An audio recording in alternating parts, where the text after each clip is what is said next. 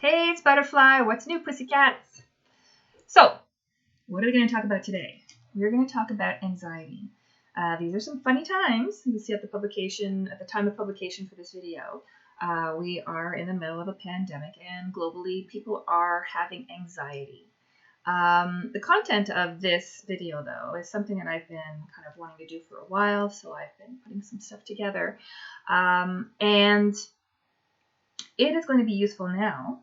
And so it's timely, but it's also going to be useful always, because anxiety is something that infiltrates in our lives at different times, and not just during a global pandemic. It can really be problematic on the daily. So I'm going to show you this book. This is basically one of the sources that I have used for making the content in this video. It's basically directed for children. It's the Coles Notes, reduced, sort of summarized version of basically everything and anything that's ever been written that is useful. So it's basically a Coles Notes, like, just point form what you might need to know in order to manage your symptoms of anxiety, or as they call it in this book, worry. And it's not just for kids. This video will be for basically, I'm going to try and address everyone.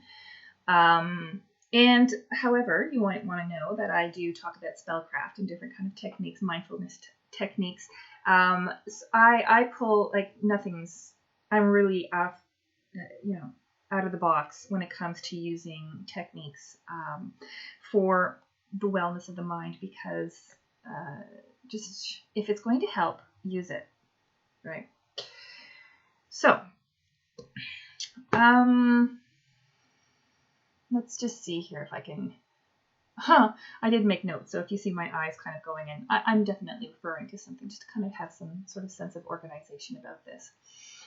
So what is anxiety or worry? Well, we all have it. We all have it, and it is something that is normal, meaning normal that we all fall within a normal curve as people, and it's something that we've developed evolutionarily speaking.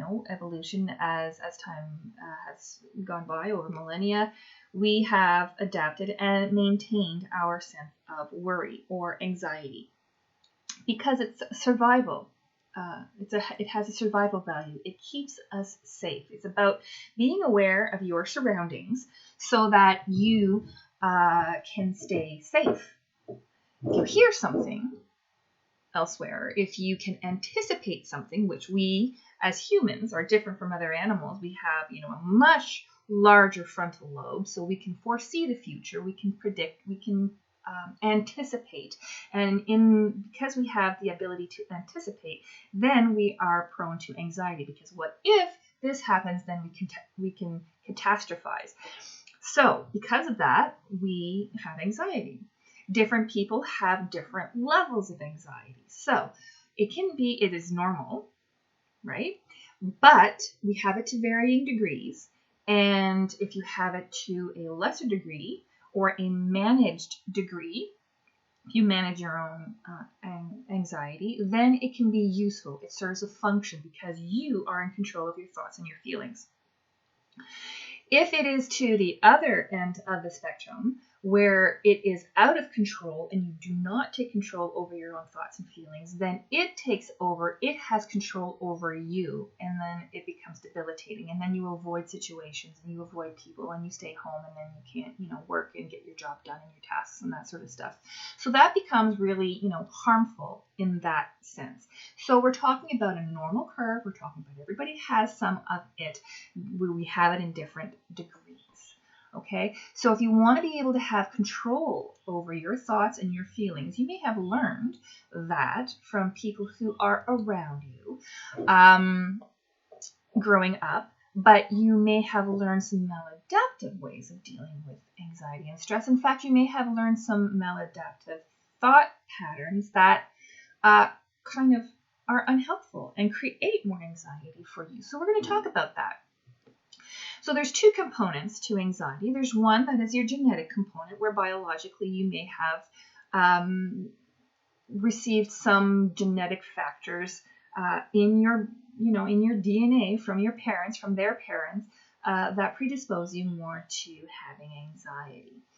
However, there's a second component to it.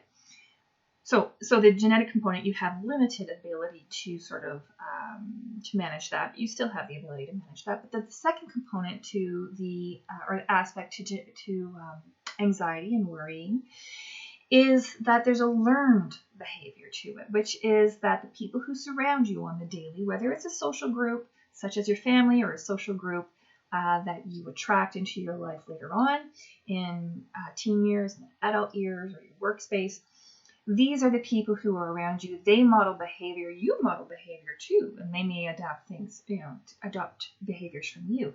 But that is learned. So if you have, for instance, you grew up with your Auntie Sue, and Auntie Sue is a worrisome person who anticipates, pianos falling on your head and things exploding and, a deficit and everything, and everything's a conspiracy. The people who are prone to a lot of anxiety, a lot of stress, and who, because we all create our reality, they live in a state of constant stress and worry.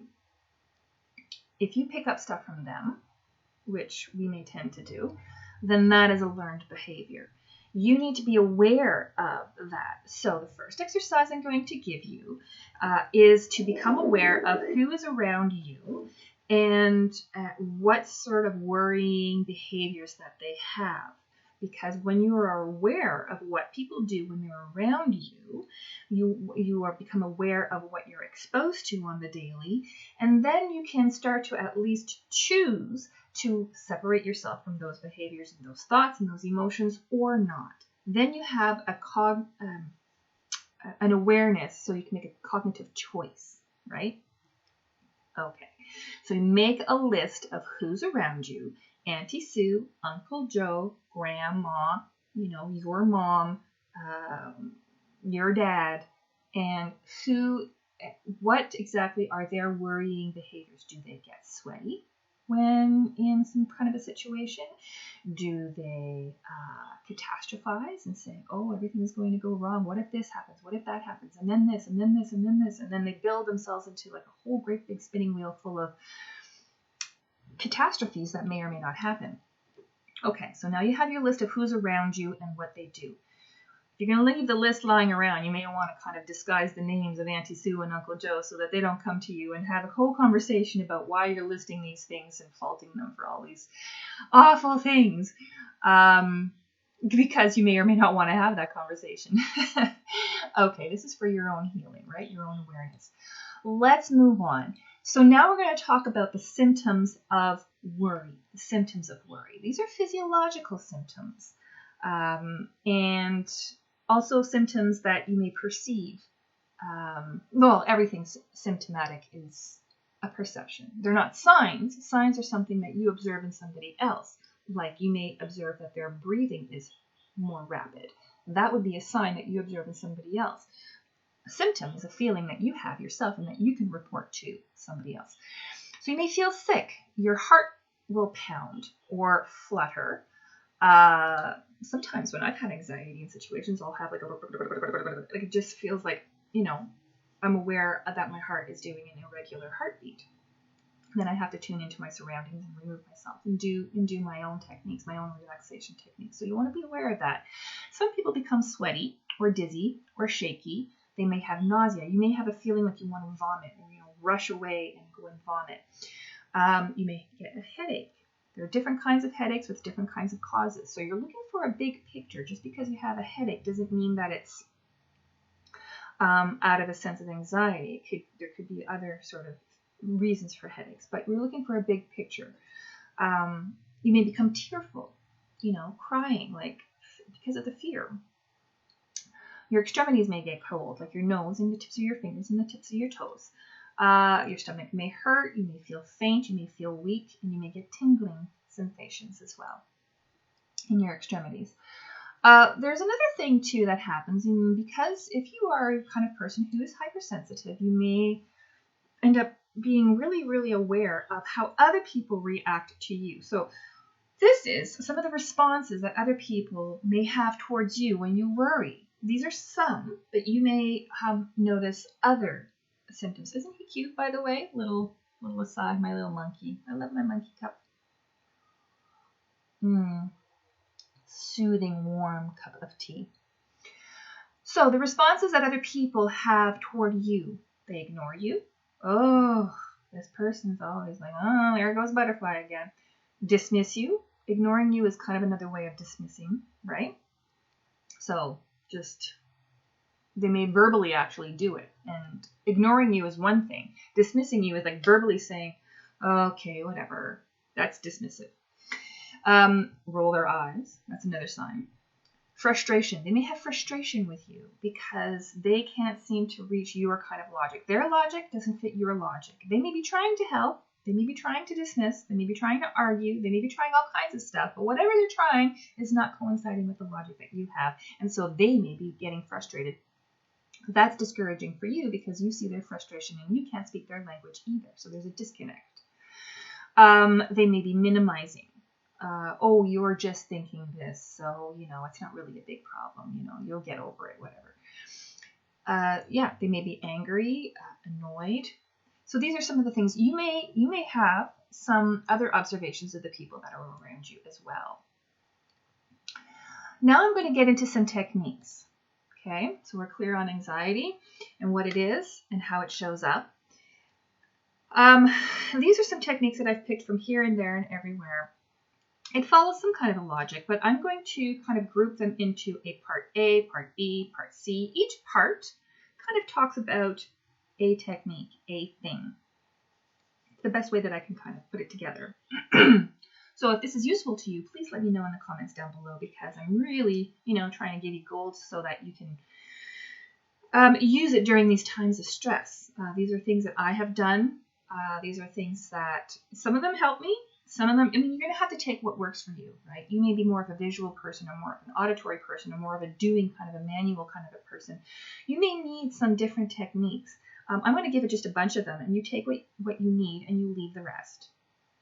So part A, I'm talking about logic, where somehow you have to find a way to express it and use logical sort of words.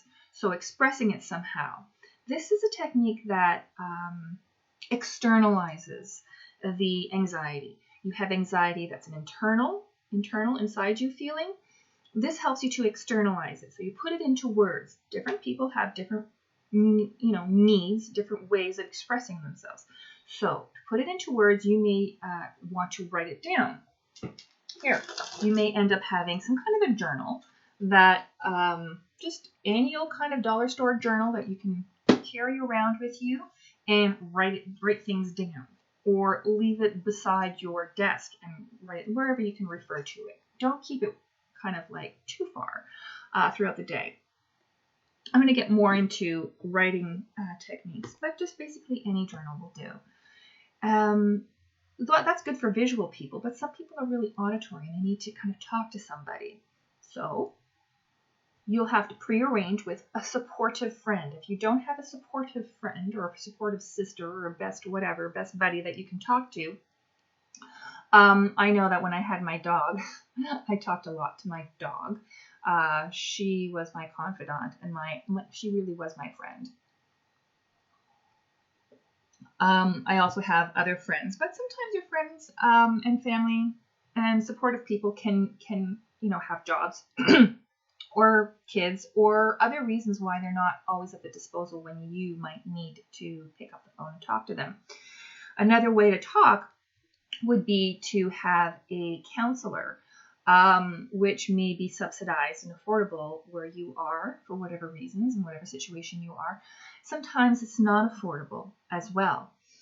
I always make myself available as a tarot card reader, as an oracle card reader, to be able to give that support system to people. So now I have an Etsy shop, and sometimes getting a card reading can be really, really supportive. And you can either have that dialogue with somebody or at least have somebody to record a video, give you those encouraging words and supportive words, and that you can replay that video or read that emailed card reading or whatever. So that that is some support that you can get from someone that is also at your disposal. This is also something that I have found very, very useful over time. This is my generic Gestalt buddy. This is female, male, it is a person, it is a being, it is a god, goddess, it is an entity, it is myself when I'm younger, it is myself when I'm older.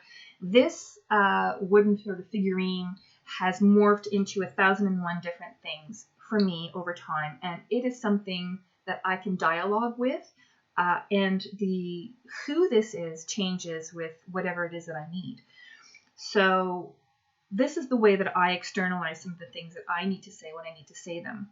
If I am alone-ish in the house or in my room, I can speak out loud. If not, then I might write a letter to my Gestalt. I might write a letter to my little buddy, or I might just talk to him or her in my mind with my thoughts. But it always helps. And sometimes, I will dress this little being up in, a scarf or whatever it is. Barbie clothes don't fit. But so this may also be something that is helpful to you. Another way to talk to something like this is if you have a God belief. So you may have a god or a goddess, or if you have a belief system in a monotheistic God, an all-controlling being, omnipotent, the source, that sort of thing. You can talk to that entity, and that way also it's a way to express what you need to express in words, and that can be very helpful as well. You can also use tiles, letter tiles, like from a Scrabble game. Right? And that is a way to kind of put down in words, or if you have stamps, or again, if you something like journaling, you can put it down and use those letter tiles so that you can express what it is that this anxiety actually is for you. So you might put letters down like no job. That's the source of your anxiety. And then you might decide to kind of dialogue with that. No job. What does that mean? And then put a crossword downward. So no job, you might use the B to, with some other letters and write down, job search or be resourceful or whatever it is. So you might go through an exercise like this with word tiles or letter tiles. I use that a lot in my spellcraft as well. It's actually quite fun and helpful. And it also serves as a distraction technique, which I'll talk about a little bit later on. Another thing that you might do, and you'll find it a lot on my channel, is to draw a card. These are the ones that I have a few little ducks here on my table, but drawing cards so that you can then communicate with the image. What is this card telling me? And then you become more introspective.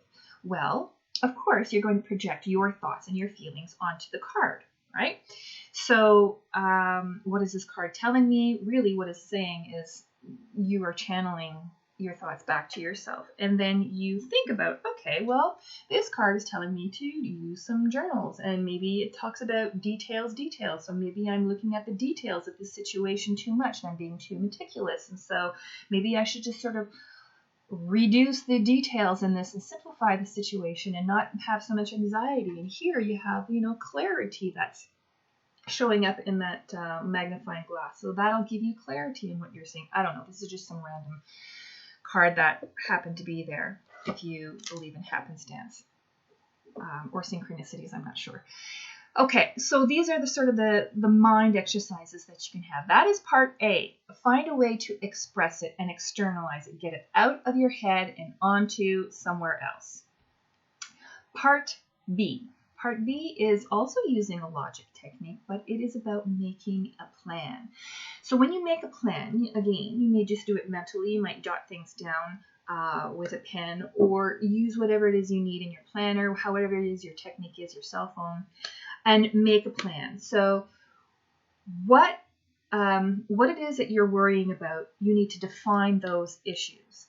I am afraid because or I am afraid of this thing. You have to identify the factors that you can control and then make a plan to figure out how you're going to deal with the situation. So the first thing is you worry about what? Define the issues.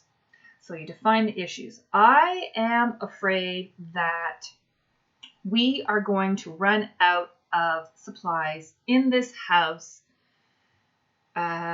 because of all the new shopping, the stringent shopping rules in this, COVID pandemic, and we're going to be limited in resources. And so that's my issue. Identify the factors that you can control and identify the factors that you cannot control. Well, if you go to the store and hoard absolutely everything off of their shelf, that's something you can control. You can make sure that you have every item off of their shelf and you put it into your little basement, and now you've hoarded everything. Of course, that causes problems for everybody else. So there are some other rules that are put in, and you can't buy more than 2. And so you keep running back into this store and that store, and you buy 2 at a time and find a way to hoard in that way. I don't think that that's the way to go. That is using anxiety in a very unhelpful way and taking resources from everybody collectively as a whole. That is just not the mindset that I want to adopt. I'm not doing that. But you can identify the factors that you can control. You can go to the store as part of your plan. In making your plan, take the number of items that are helpful, that you will find resourceful for your family, for yourself, for your needs, for the following week, for the following 2 weeks that you will need. And then be content with that. You are deciding to be content with what you have, and that way everybody in the community has what they need, because you are not overstepping your portion and being kind of a bit of a miser that way, right? Now, the third thing is make a plan. How can you adjust your situation? Is it the anxiety that's taking over, or are you really going to run out of resources? Well, we can all panic. We can all collectively panic. And if we run out of resources, is that the worst case scenario? I don't think so. We do have excellent governments. We have people who are globally thinking about things and finding ways. Look at how they dealt with things in the war. Now, this is how I'm using my logic. I'm kind of integrating a few things all at once now, getting ahead of myself and talking about how you can argue the pros and cons. But you can say, okay, in times of war, they had nothing. What did they do? They lost weight. We can stand to do that a little bit, can't we? They had rations, food stamps, and they did with less. We can do with less. We can. We don't know how. We're not used to it. But that's part of your plan. That's part of your plan. So you adjust to your situation. So that's a 3-step thing that you can do. Define what your issue is. Identify the factors you can control, and identify and let go of the factors you cannot control.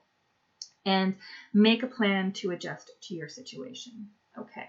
So another example on the daily might be, okay, I'm identifying that I'm afraid of not being able to pay bills if I don't have a job.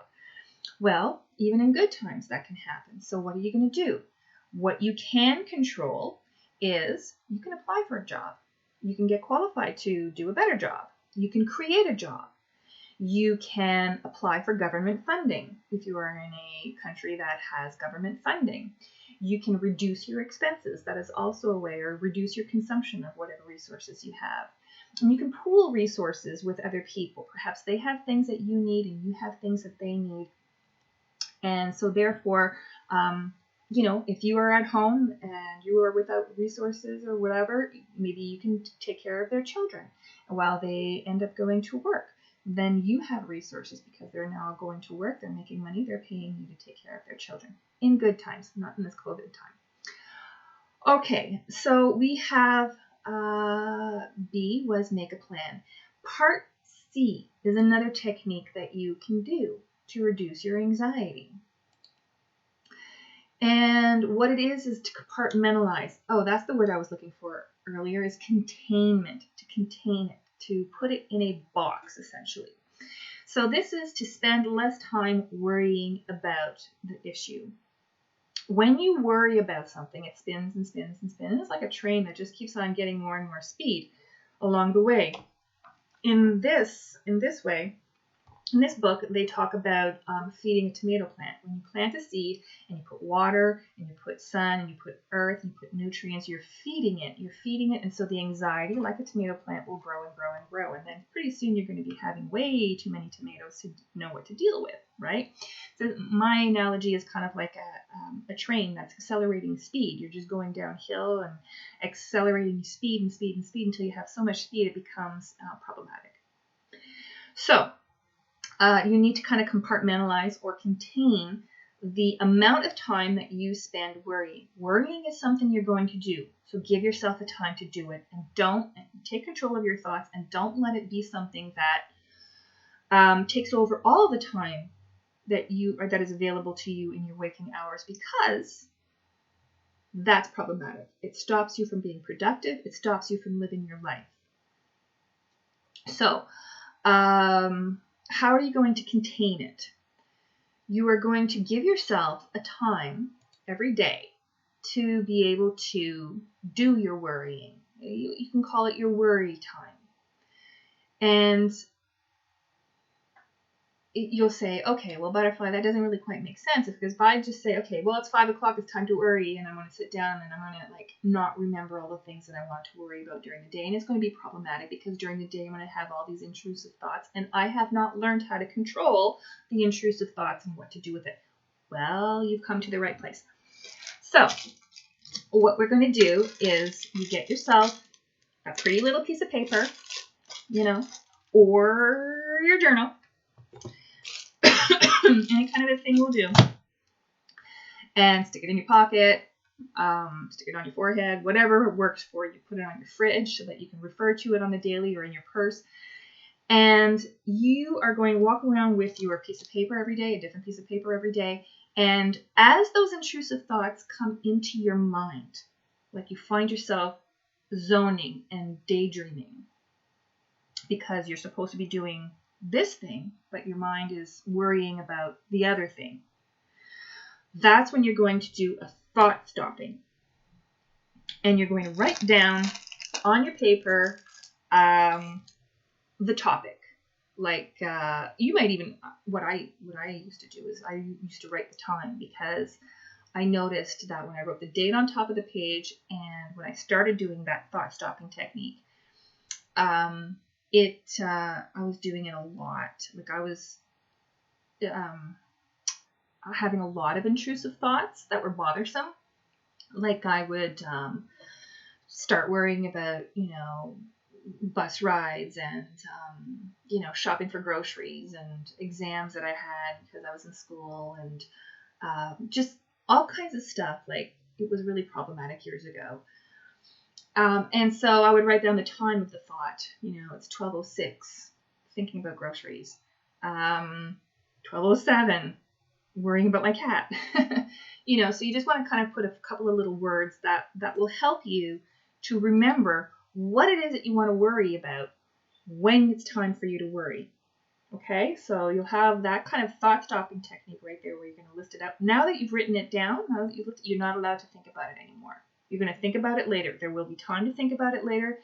Thinking about it right now is not productive. You have to be able to understand that.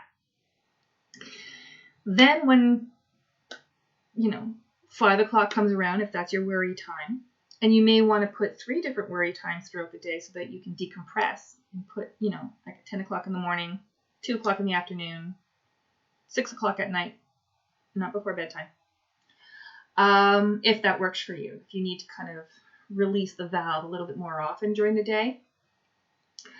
So that I found was helpful. But you need to kind of compartmentalize that worry time. Okay, it's 5 o'clock. It's time for me to worry.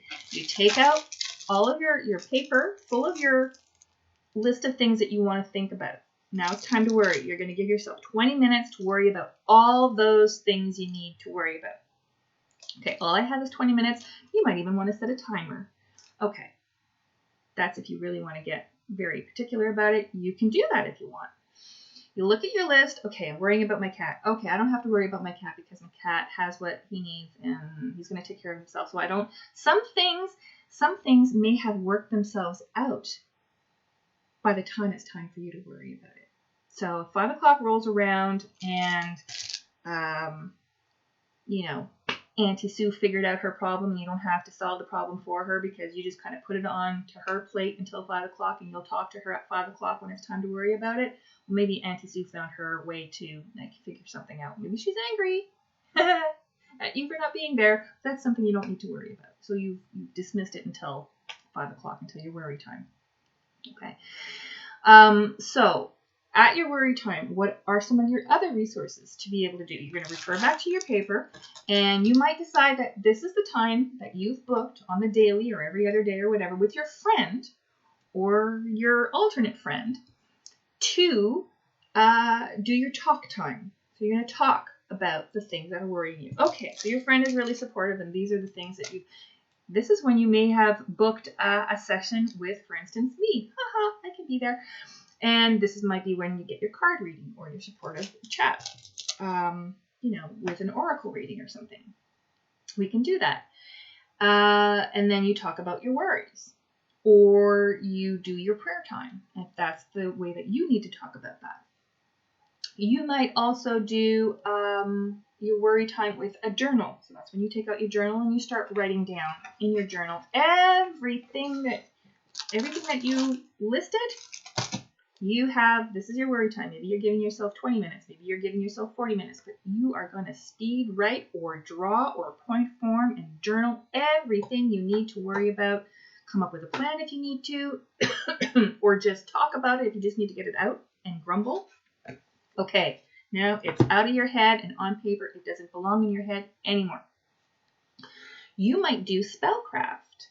Spellcraft is something that I do that I find very helpful. Because, even Joseph Campbell, oh my God, mythologist, I'm like brain farting, who says you have to put into ritual to mark out what is actually happening as a process, right? And so I have, maybe I should make a separate video about that, a no worries spell.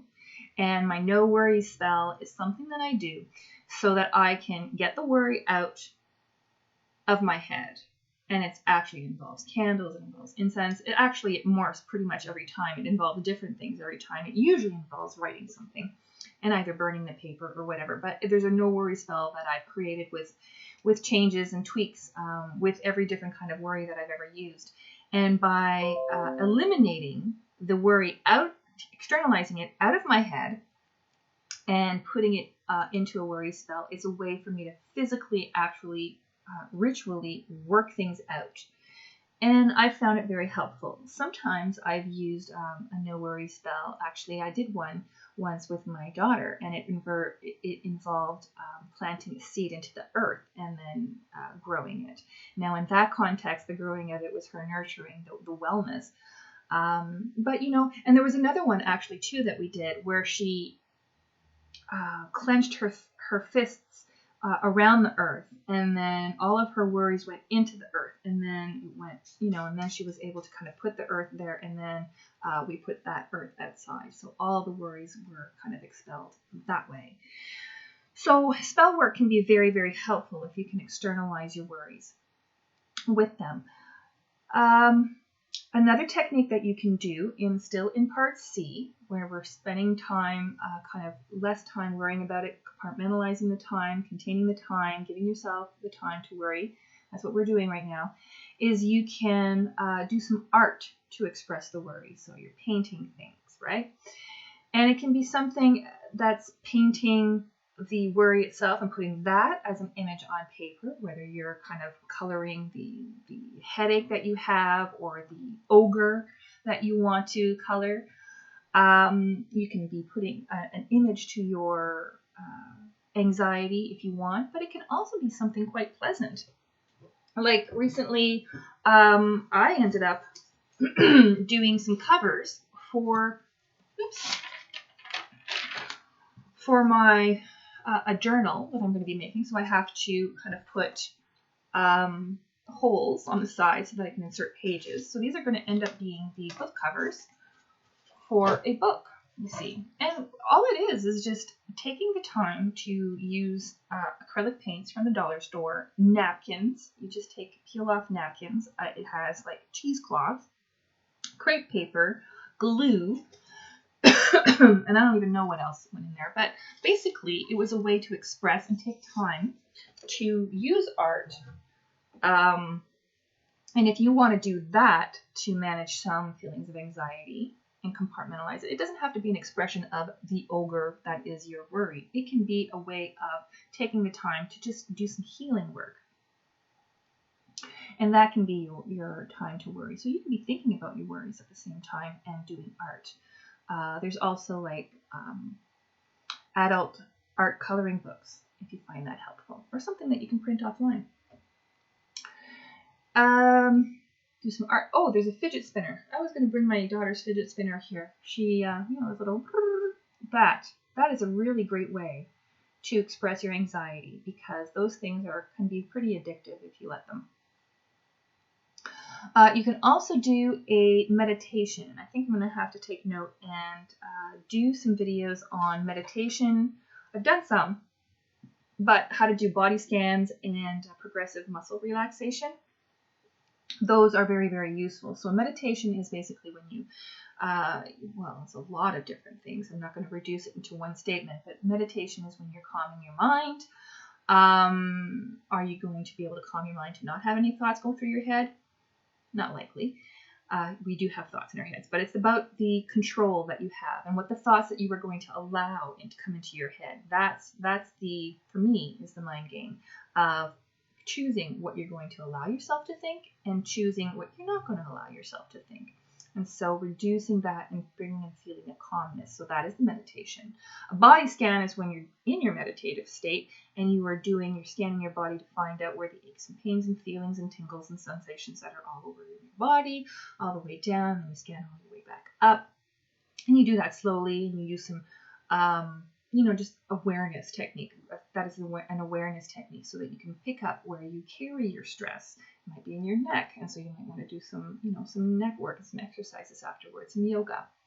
Progressive muscle relaxation is more like when you're going through a body scan, but as you're going through your body scan, you're taking different muscles, or individually, or muscle groups, and tensing them and then relaxing them.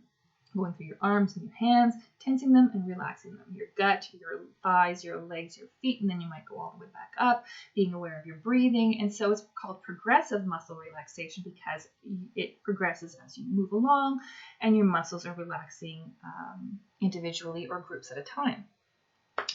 So that at the end of all that, you end up having a feeling of relaxation, deeper breathing, instead of shallow breathing. And all of these things are conducive to a feeling of relaxation, which you cannot have relaxation and anxiety at the same time, right? They're incongruent. So that's a way that you might want to deal with that. You can do those kind of techniques when you have anxiety, if you have the time to do them. If not, then you want to end up doing them at your time when you've designated to have those relaxation techniques. Okay. So the one rule is, in this part C, is that if you have your worry time, the time that you're going to compartmentalize, that you're going to contain all of your worries at that time, that's your time for worrying. You have to save your worrying. This is the rule. You have to save your worrying for that time. You cannot be worrying throughout the entire day, because it does not, it's not helpful. It's not helpful. It doesn't help you progress and get your tasks done. And also knowing with the knowledge that if you feed your worry, if you do allow these thoughts to take over your time all day long, or throughout the day, you don't take control over your thoughts, then you're feeding them and they become bigger than they really need to be. So some of the tips that I wrote here is that once your worry time comes around, some of the worries may have already worked themselves out.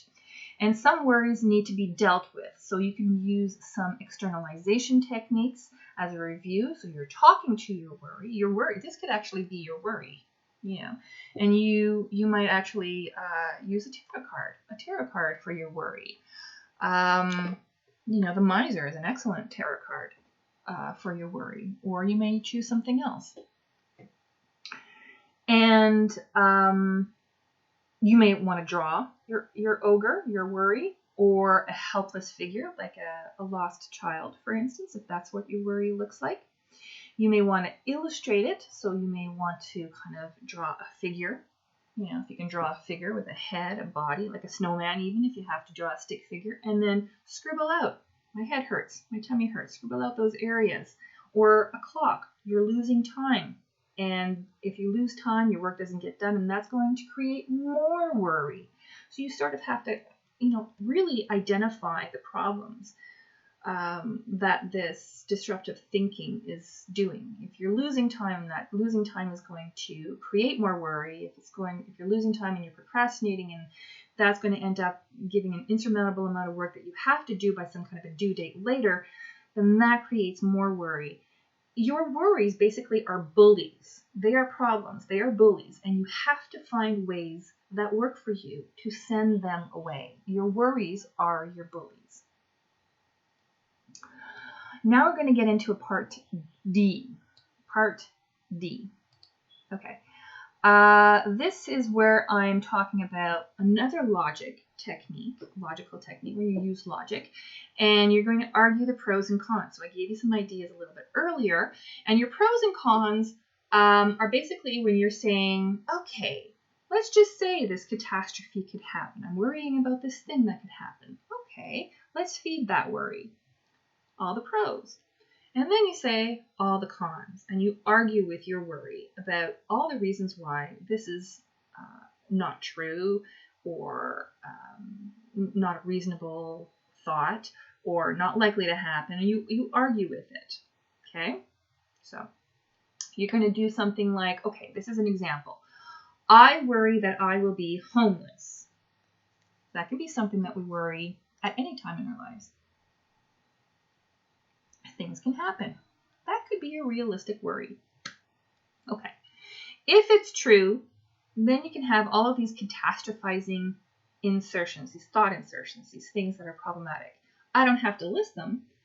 You're identifying it as a problem because you have anxiety about it. So the catastrophe that you think is going to happen, that is, if it's true, I'm going to be homeless because I'm not have a job, and I'm not going to have this, and I'm not going to be able to make payments, and I'm not going to blah, blah, blah, blah, blah, blah, and the sky is going to, this is going to happen, and it's a big conspiracy because the government wants all these things, it's big, whatever. Okay, that's the big catastrophe. Now, if it's not true, you are going to argue the opposite side and use your logic. You're going to say, okay, I have been through tough times before. Can I think of some tough times that I've been through before and how I got through them? Did I think it was insurmountable at that time? Yes. Did I get through it? Yes. Did I spontaneously combust? No. I have been through tough times before, and I can get through this. So I can get through this is another thought. I have been through hard times, and I got through them before. I know I can get through this because I've learned from those hard times, and now I have more skill set. I have more resources. I'm older. I'm more mature. I can look at things differently. If anybody can get through this sort of, the situation, this situation is not unlike the situation of other people, whatever your situation is, whether you think it's, you're going to be homeless, or whether you think, something else is going to happen. Somebody else on the planet at some point in history has had that problem. If anybody can get through this, there's no reason why it can't be you. It is you. You can get through this. Tell yourself, I always land on my feet. Now, if you're giving yourself the self-defeating messages that I never get it right, I'm always helpless, I'm always the victim in this situation, that's a whole other kettle of fish. That's where you need to do some more thought stopping. And if that's a problem for you, describe it in the box down below, and we can talk about that. Definitely, if you have some ideas, if this is giving you some ideas for other videos that I can make, I'll definitely address that. So tell yourself, I always land on my feet. And to support that, find situations where you faced a hard time and you've landed on your feet. You've come out stronger and as a survivor.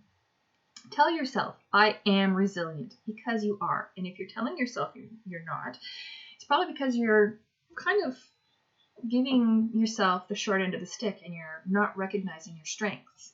So you need to recognize your strength, and you are resilient. You will get through this situation.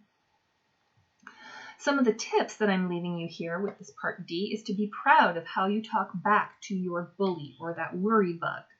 Okay? Talking back to that ogre. finding arguments against the worries that you had before. Be proud of that. That is something that you are doing to take control of your thoughts and to improve your mental health, your well-being. You are in charge of your own thoughts and your feelings. Your feelings and your thoughts do not control you. You may let them control you, but that, again, is your choice, right? So if you're thinking that you're having all these thoughts coming in your head and there's nothing you can do about it, that's a choice. Because yes, there is. If anybody is going to control your thoughts, you're the one that's going to be controlling your thoughts. Nobody else is going to be controlling your thoughts. All right. Now we're going to go into part E, where you're taking note of the physiological changes that are happening. And I just lost my little thingy-mabobber. Okay. You are going to take note of the physiological changes that are happening in your body. For instance, you feel your heart rate is changing. Your heart is doing something. You feel like your breath rate is changing. And what you're talking about with breath is not just the rate, the number of breaths you have in a minute, but you're also talking about how deep your breaths are. If you're breathing from your shoulders, that is less helpful than if you were doing a breath from your stomach, which means that you are moving your diaphragm. If you are moving your diaphragm when you're breathing, you are helping to reduce the stress. That's just muscle control, and that's just the way it works. So try and expand your stomach and put your stomach in when you're exhaling. Expand your stomach when you're taking air in. You're inhaling and then expand. Okay? So you're moving your muscles of your stomach and not shallow breathing from your shoulders. Okay? So that's something that you want to be aware of. You may feel also a physiological change like your stomach gets tight. This happens, and it's kind of really associated with ulcers. When you let that happen, you don't kind of like let the stress go and breathe and relax and take time to rest, you're going to get ulcers, and you're going to start taking, antacids, and you're going to have gastric problems, and you're going to have... Stress is a real big problem. So try and be in tune with your thoughts and learn how to control your thoughts and how it affects your body, because it's not just woo-woo thinking. It actually happens. The way that you think affects the wellness of your body. Okay, so I talked about shallow breathing. Now take control of your physiological changes. You can take control when you notice that you have the physiological changes that I've just mentioned, plus the ones that I've mentioned earlier on in the video, which maybe you've noted down on a piece of paper somewhere. There are things that you can do to control those things. Now, yes, you can control with your mind through meditation, through visualization and all that stuff, but you might need to have something a little bit more tactile and real to basically change the physiology of your body. That's where you're getting into exercise. Yeah, sure, going to swim in a pool or a lake and going to the gym and jogging around the block and all those kind of, weight training and that sort of stuff is all good exercise. But you may be in the majority when those things are not stuff that you do on the daily or on the weekly. So something simple that you can do that is more accessible, for instance, is to go up and down some stairs. If you have stairs, if you only have 3 or 4 stairs that lead up to your house or whatever, then go up and down them more often than you would a flight of stairs that has 20 steps. The math is there. You can do that. If you don't have any stairs, you might take a walk. If you don't have a place where you like to walk, you can walk around the coffee table. Really, you can be kind of creative with it. You can even find a blank spot right here and walk on the spot and march. And if that is boring and you don't want to do that for very long, watch a comedy, watch a comic, somebody who's telling jokes. You are walking on the spot, watch a movie. And you are walking on your spot, you are getting your exercise. Sit down, get up, do some more exercise, walk on the spot. And that gets your exercise done. Plus, it'll also release endorphins, not only because of the exercise, but because you're watching a comedy. So you don't want to watch something, if you choose to watch something that is stressful, and that's going to make your stress even worse and increase your anxiety, then that might not be very helpful. So you want to watch something that, choose the content so that it's helpful. Another thing that you can do is to choose a space in your home and clean it. Doing an activity is helpful. So you're going to get a feeling of accomplishment if you choose like a closet floor or a drawer or the area where you put your boots and shoes in front of a small area, and clean it, vacuum it, wash it, dust it, spread some sage on it. I don't know. But choose something to do with it and focus your attention on it. It gets your body moving and it's helpful.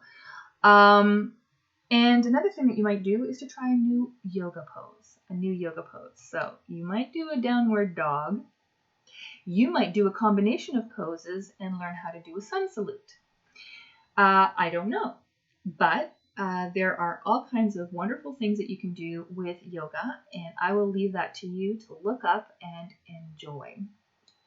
So those are some of the exercise techniques that you can do.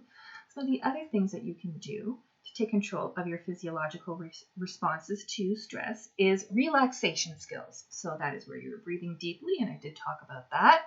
You can do meditation, which is another relaxation skill, or as I've mentioned before, to do a progressive muscle relaxation. Now let's go into part F. Now we're getting towards the end, I promise. So part F is what I'm calling a thought distraction. So you will do, to manage your stress and your anxiety, a thought distraction for about 10 or 12 minutes. Why 10 or 12 minutes? Because research will show that that's when you start to see a change in the effect. So you'll start to see a reduction in anxiety. You may need longer than 10 or 12 minutes, so you might want to do it until the anxiety subsides. You might only want to do it for 10 or 12 minutes because you only have a coffee break that takes about 15 minutes, and that's all the time you have. So you sit on the spot, you don't walk anywhere, and you just do your thought distraction technique right there on the spot, because that is the most efficient use of your time. Ta-da! Okay, so now we're going into different kinds of thought distractions. The first one I'm going to talk to you about is a memory or a visualization. So in this technique, you are visualizing, you're remembering a pleasant scene, a pleasant thing that has happened to you, or a scene that you would like to happen, and then you go there. So it might be a beach scene. It might be a walk in the park. It might be when you were drinking from a bottle and totally comforted by some loving, warm arms. It might be when you were snuggling with a teddy bear. It might be just when you were quiet with a book reading in a rocking chair. Whatever that calm scene is, looking at a candle in front of your prayer space. You imagine it and you go there. You are not actually there. You are not shopping for resources. You are just using the thought distraction, memory, visualization techniques, and you go there in your mind. So you might close your eyes and be at that calm, comforting space. You may have the luxury of being able to put in some earbuds and listening to some calming music. You may not. You may want to imagine that music. But whatever it is, it's a thought distraction. You do that for about 10 to 12 minutes or longer if you can or if you want to. And that is one way where you can control your anxiety. Now, if you have somebody who, while you're having anxiety, is barking, orders at you or something, you might have to remove yourself from that situation before you can come into your memory or visualization technique.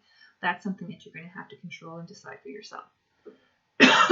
Now, the second thought distraction I'm going to talk to you about is using logic as well in your thought distraction, and it's called what if. What if?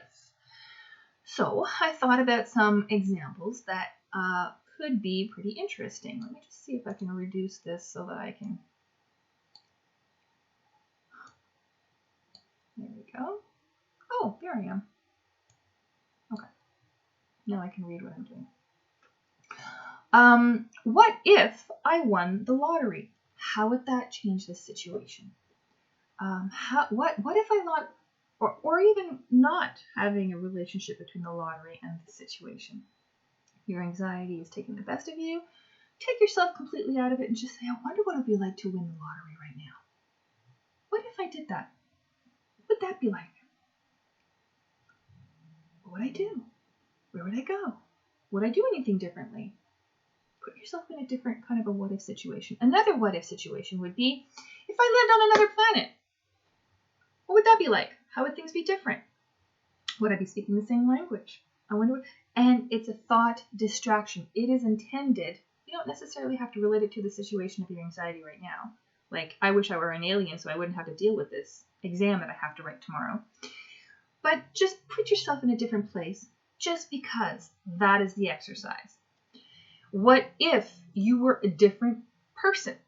Let's just say you were a different person. Madame Blavatsky. Professor Snape. On your 10th, do you have a 10th grade history teacher that perhaps you might like to? I know I had a 10th grade history teacher. She was a character. Bart Simpson. Bart Simpson. Now, you can relate these things to this situation of anxiety. You know, what would Bart Simpson do if he had a driving exam tomorrow? What would that be like? You could take yourself there if you want to, if it makes you, have some fun with it. But you might just want to imagine, what if that person were here and I were talking to that person? What kind of advice would they give? What would that be like? What would I like to do? Would I love to invite Madame Blavatsky for a cup of tea? Yes, I would serve her some pretty interesting brownies, I think. What if I were 20 years older? What if I were 20 years younger? What would that be like? So you put yourself into a completely different fictitious situation, and it takes you away from feeling the stress right there. And you have to be creative with it and enjoy it. That changes your biochemistry. Just like having anxiety changes your biochemistry, and not for the better. It increases your cortisol, your adrenaline, and gives you all kinds of really damaging situations. It does not let relaxation happen. It does not let your melatonin help you at night when you need to sleep and relax and have dream states.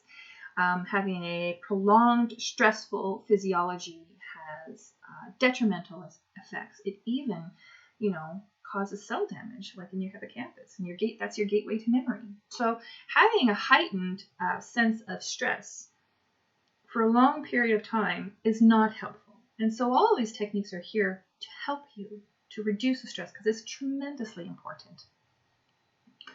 A third thought distraction technique that you might want to do for 10 or 12 minutes or more is something that is visual spatial.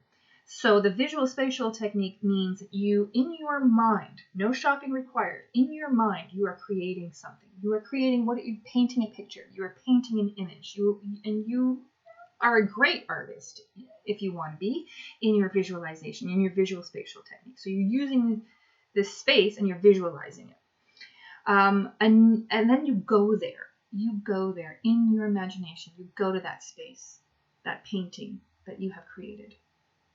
That is a thought distraction. So a tip is that after 10 or 12 minutes, the symptoms of anxiety may have decreased. If you really put yourself into that space, your feelings of anxiety may have decreased. You may continue your thought distraction if you need to, and if you can, that time is available to you, and that nobody else needs to know what you are thinking.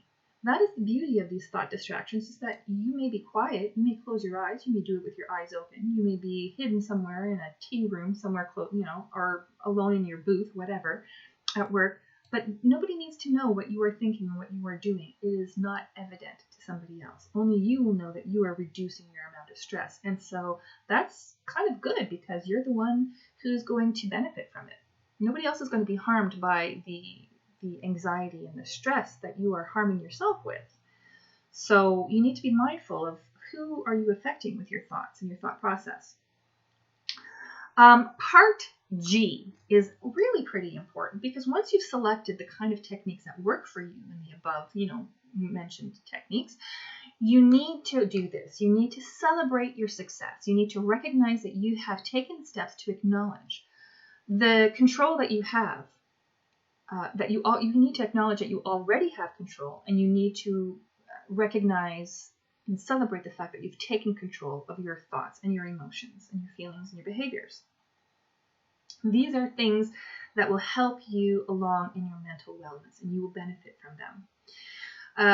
You need to develop also an awareness of your worrisome thoughts. If you let them take over and you don't, do some thought stopping, and you don't take control of your harmful, you need to identify your harmful thoughts, your distracting thoughts, and you need to stop the thoughts that are intrusive. If you don't do that, then, I've kind of mentioned to you that there's some physiological damage that can actually happen as a function of your thoughts. But these techniques that I've explained to you, when you practice them, they can be part of your skill set, and you can use these techniques and these skills anywhere, anytime, and always. Above all, you need to understand that you are the author of your own thoughts and your own emotions and your own behavior. One of the things that I haven't mentioned, and that is just something that I have learned through my own sort of experience, and I think there's enough sort of research to show that this works, but it's something that most books and lists of advice don't mention, and it's that I have a couple of drums that I use, and when I am privileged enough to be able to have the time and the space to use my drum, let's just say that I'm having anxiety at home,